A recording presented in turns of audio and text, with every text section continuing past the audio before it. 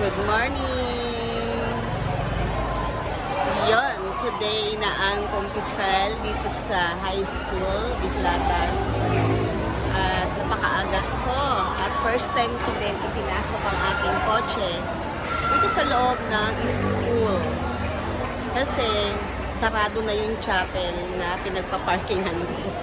Last time na nagparking ako, sarado na, may padlock na. So siguro bawal talaga dun mag-park. Kaya matigas ang ulo ko, nag-parking ako. And then, nung nakaraan, nag-park ako doon sa kalsada. Dapat ganun din ang gagawin ko, mag-park ako sa gilid ng kalsada. Pero sabi ng kasama kong katikista, baka nga mag-tow. Kaya naman yung babayaran ko. Nag-tow ako. Ayaw ko kasing pumasok dito sa loob dahil ang sikip. Akala ko mahihirapan ako. Kaya inagaan ko para makapag-park ako dito sa parkingan ng school.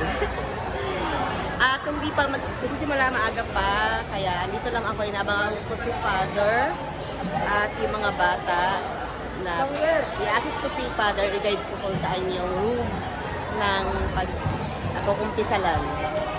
So, ayan, excited na, ang dami namin batang pagkukumpisal.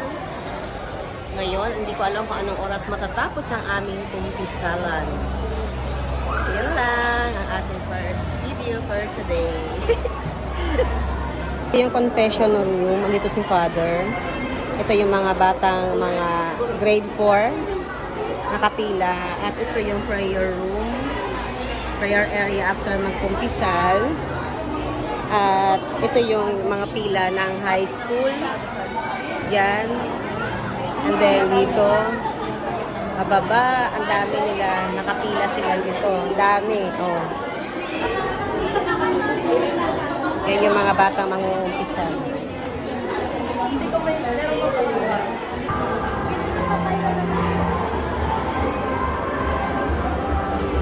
Ay, sorry, bebe.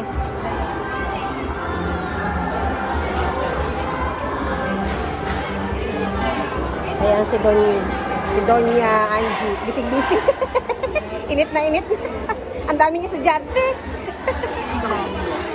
Ang daming estudyante ni Teacher Angie.